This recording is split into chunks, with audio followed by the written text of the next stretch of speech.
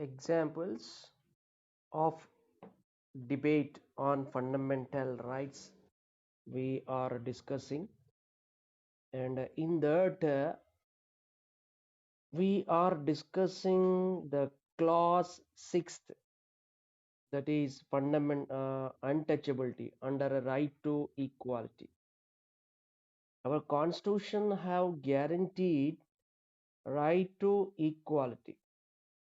That means everybody is equal before law.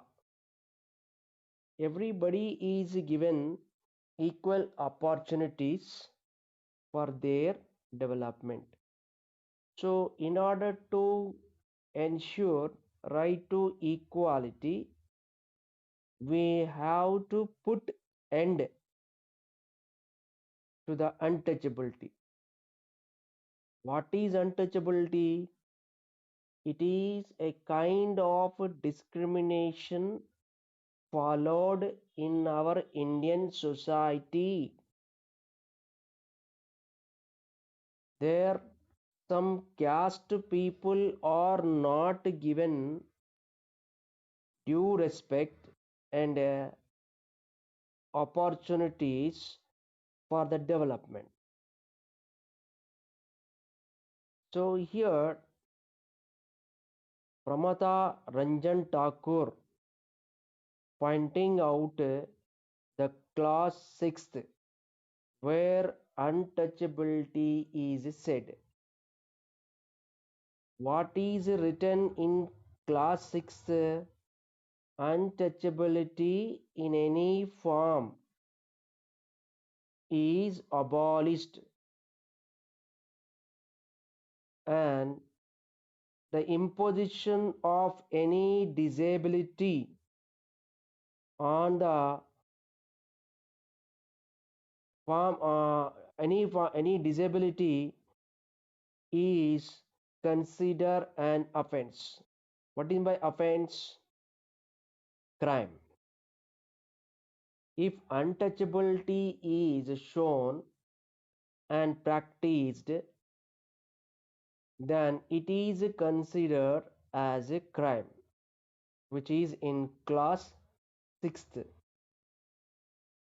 So here Pramata Ranjan Tagore says that how do we remove untouchability without removing the caste system? Untouchability is a symptom of the disease, that is a caste system. Pramata Ranjan Thakur says caste system is a disease, and with this caste system we are suffering with untouchability. So under class 6th it is mentioned untouchability in any form is abolished, which is a symptom of a disease, that is a caste system. So he says caste system is the root cause for untouchability, so it should be removed first. Okay, without removing the caste system there is no use of removing untouchability. This is the point said by Pramata Ranjan Thakur. Then H.C. Banerjee, okay, he said to the president after the opinion of Pramata Ranjan Tagore, S.C. Banerjee stated that untouchability should require clear-cut clarification. From the last 25 years, during the freedom struggle, we, our Indians, are well known to the word untouchability. Okay, Mahatma Gandhi, who used this word untouchability in different situations for removing the untouchability. There is a lot of confusion on what is untouchability because there is no clear clarification on untouchability. How can we say sometimes taking a glass of water from another person of upper class is considered untouchability, and sometimes lower class people, SCs and STs, what we call horizons, they are not allowed into the temples. That is also untouchability here. And sometimes intercaste dinners, that is all caste people going for a common dinner, also treated untouchability in those days. Even a person of a caste marries to another caste lady, that what we call intercaste marriages, also treated here untouchability. So these all are the different situations where we considered all those are under untouchability. Especially Mahatma Gandhi used this word untouchability in different situations. Okay, so first there should be a clear cut definition on untouchability. Okay, this is the opinion of SC Banerjee. Understand? Further, SC Banerjee says that there should be clear cut in the minds of the constitution framers, right, about untouchability. Here it is a word creating lot of confusion to the members of the Constituent Assembly. So they wanted to find out what is the definition of untouchability. So here Surendranath uh, Surendra Chand Banerjee, SC Banerjee, he says that there should not be distinction between untouchability and caste one. Here Ramata Ranjan Thakur has said untouchability is the symptom of a caste system. Caste system is the disease, that is a root cause for untouchability. If caste system is removed, then there won't be untouchability according to the Pramata Ranjan Thakur.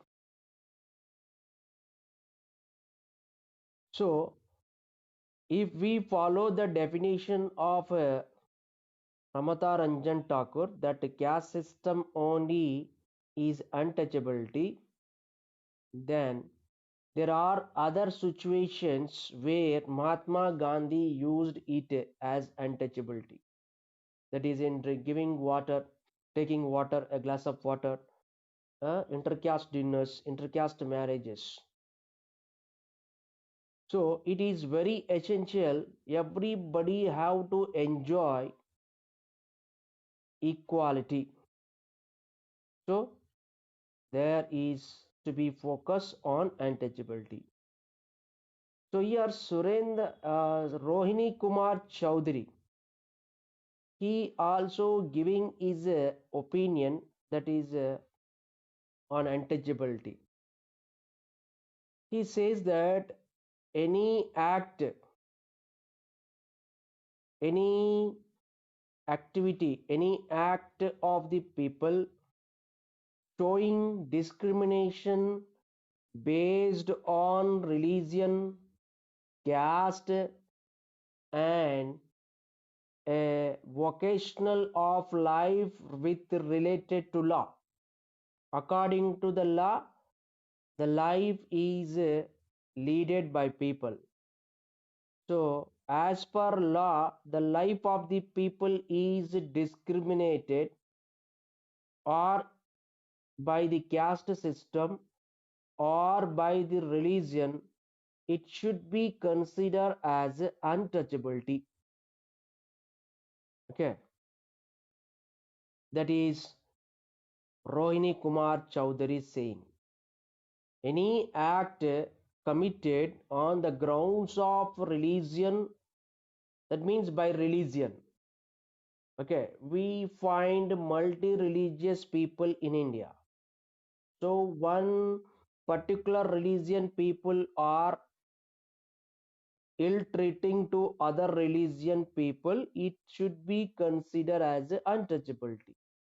Or one caste people treating to others in inhuman way, that should be considered as untouchability.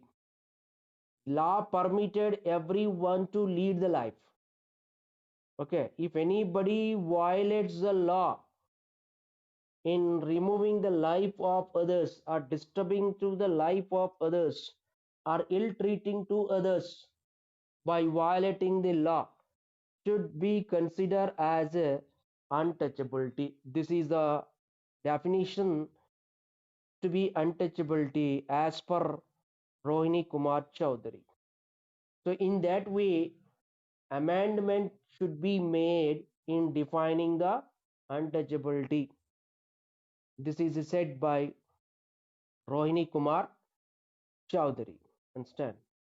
Immediately, we find there another critic, that is Munshi, K.M. Munshi.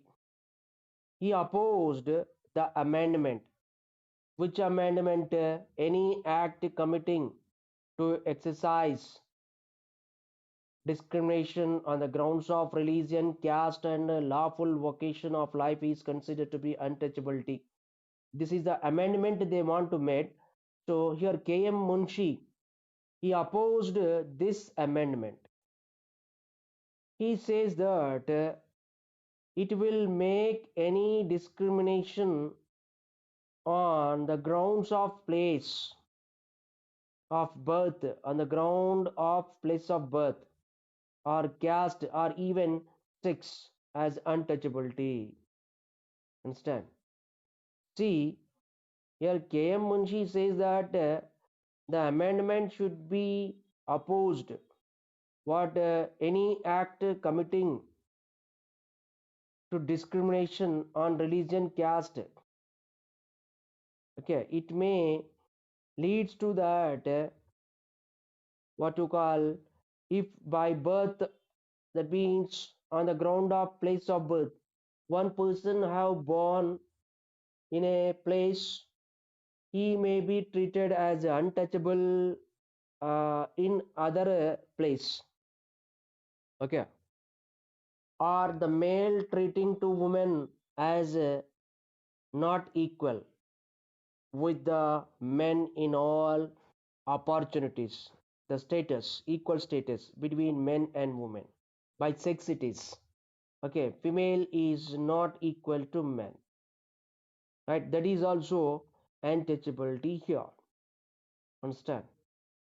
Right? It may not be considered untouchability if we follow the amendment suggested by Rohini Kumar based on religion and caste, where the untouchability is defined, in which untouchability may come in the form of sex, that is, male ill treating towards women, not giving due respect to women in the society along with men.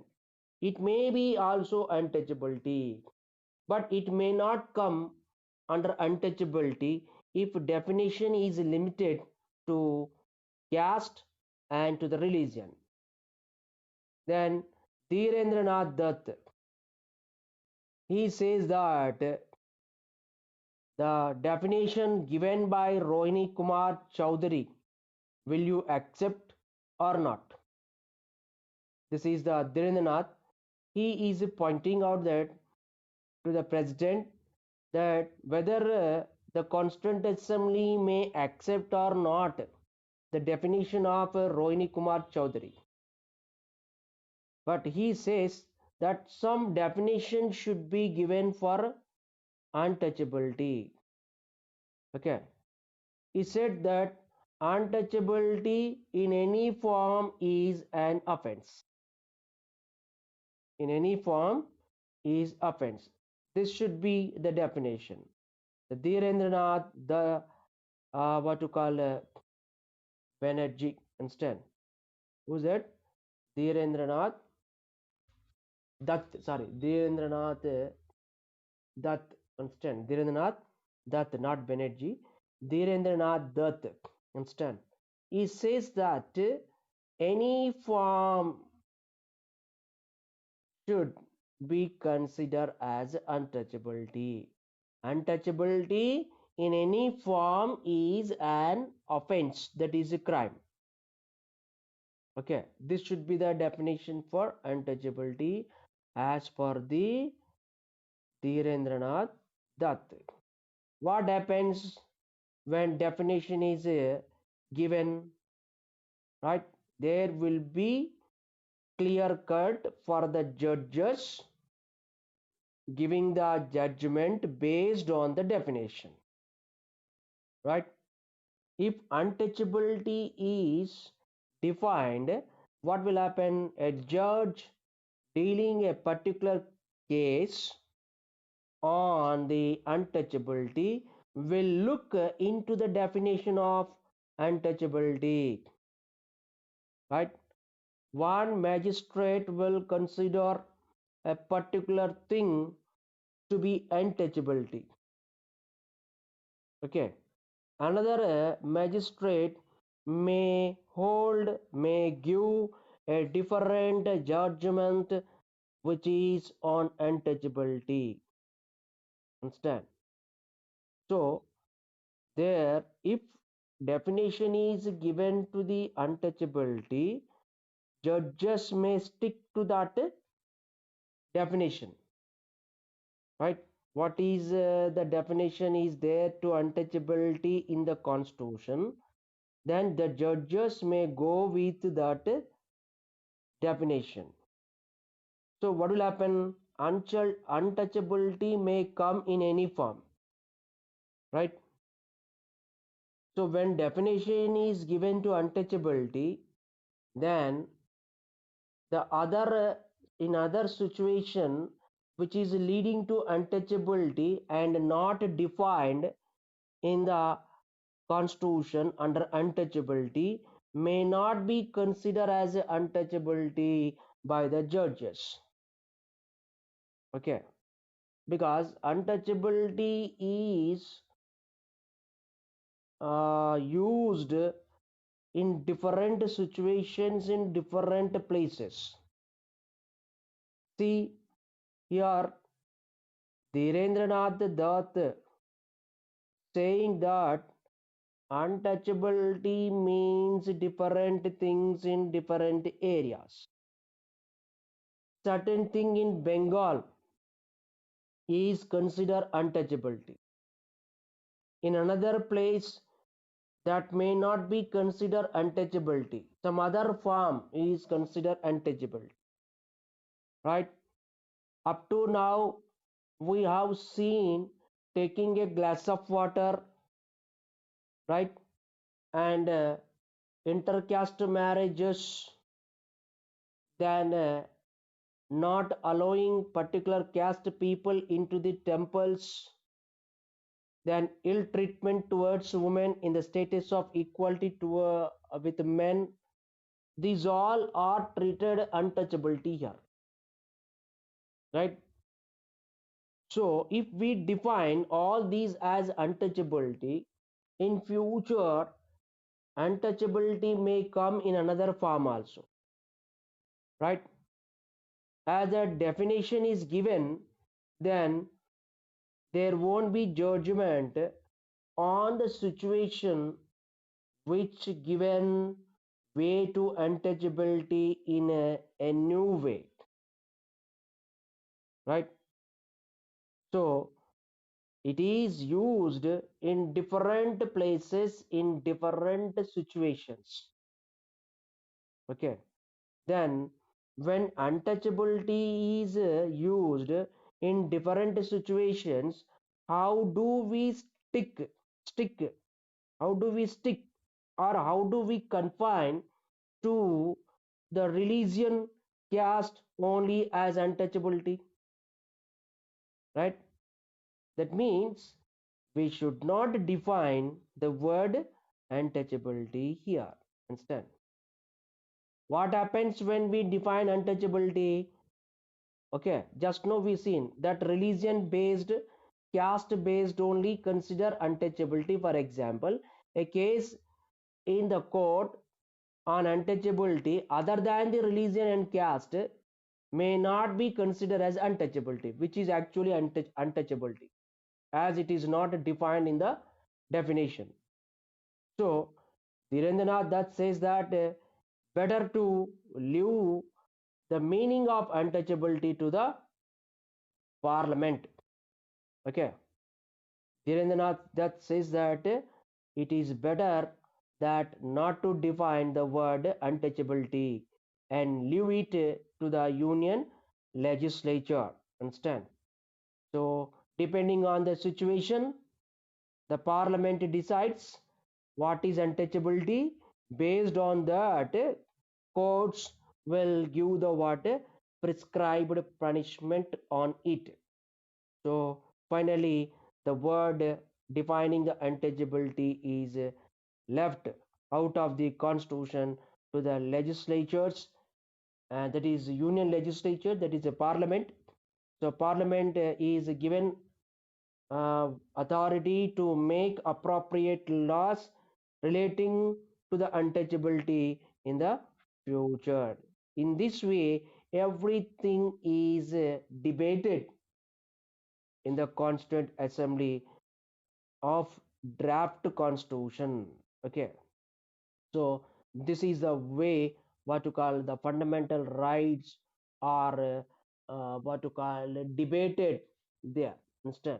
Next, we'll look into the what to call constitution and social engineering. Okay, the makers of the Indian Constitution, they had gone through the Constitution and identified that our Indian society, our Indian society is riding with inequalities, injustice, then deprivation, and also the victim of the colonial policies which had exploited our economy.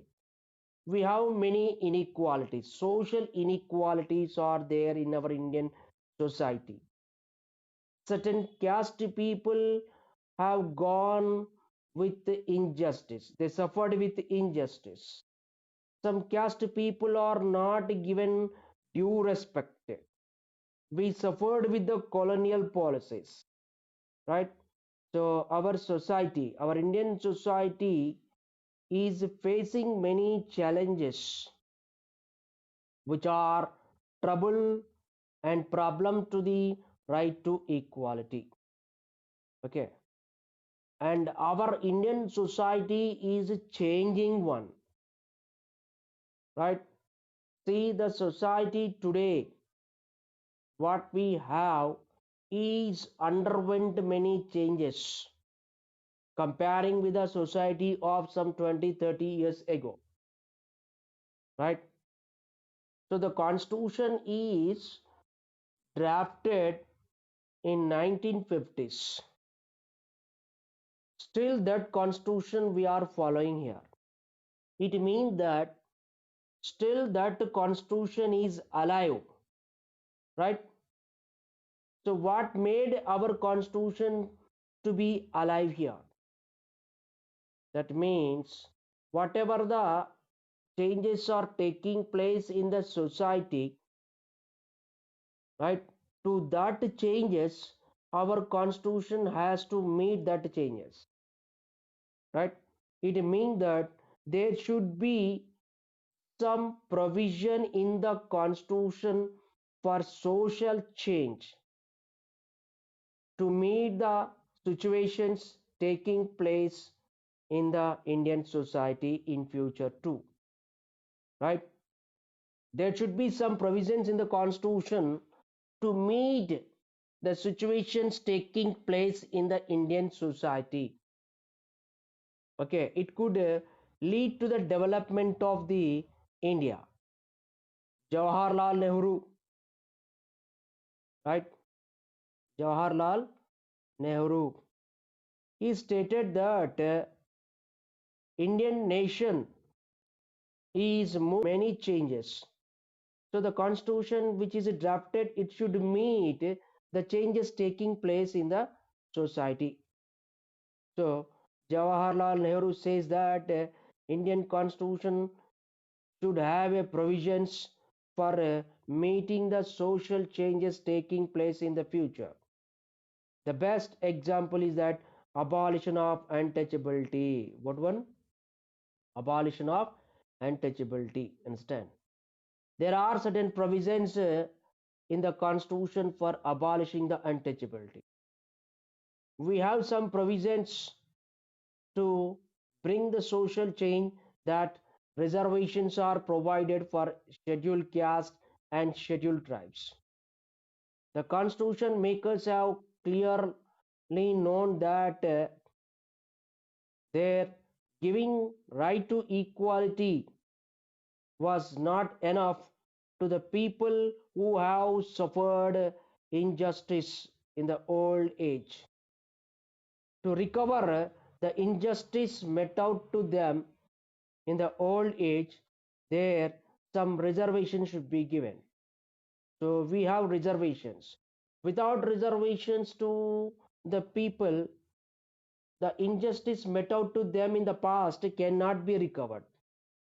Right? In the past, they suffered injustice. Right? Now the constitution is guaranteeing what to call right to equality. So today they have right to equality, but in the past they suffered. To collect it, to recover it, the injustice met out to them in the past, reservations are provided. What are provided?